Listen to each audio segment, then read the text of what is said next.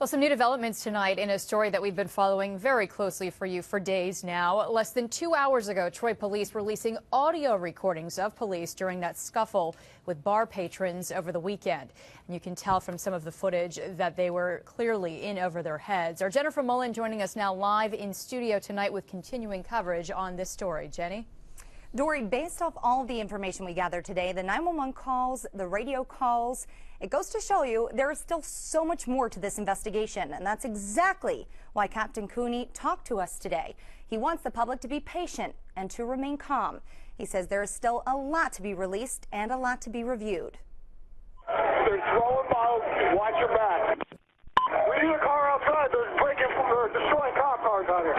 There was indeed a chaotic situation present when our officers arrived at the scene. Captain Cooney says 2 911 calls were made describing a large fight inside the bar moving out. Anybody hurt? Any weapons? Well, someone got hit with a bottle. How many people are fighting? A good question for the dispatcher to ask. About 100 was the response from staff inside the bar. Another call from one of the bartenders said their bouncers were getting punched in the face. Those are very major points of information that need to be put out.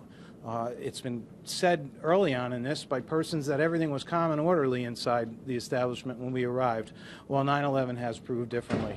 I asked Troy's acting district attorney if the 911 evidence changes anything in this investigation. He says, quote, all facets and complaints of the night will be investigated. The situation is fluid as new evidence is acquired each day.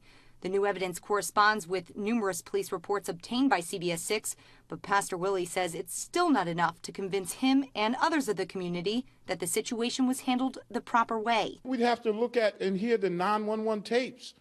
We haven't heard anything of that sort. This is something new to us. Captain Cooney says he continues to stand by his officers and their actions. He says the 43-second Facebook video does not represent the situation as it occurred, but it's the only evidence the public has seen. What we saw with our own eyes is a compelling evidence that something went wrong. We don't have any other evidence, as the police have, to base anything on except for the story that Mr. Click gave us. But Captain Cooney says bar owner Joe Click has changed his story. The bar owner has gone on record changing a little as time goes on. At first it was calm and orderly, and then the police came in and started all the trouble. Recently the statement was that there was some type of fight going on. We can't speak to the perception of the owner of the bar. We can only speak to the facts that now are in evidence through the 911 dispatches. Captain Cooney also tells me the New York State Police are helping with this investigation. The only reason they're involved is because they have superior technical knowledge of pulling data off the video surveillance system. In the studio, Jennifer Mullen, CBS 6 News.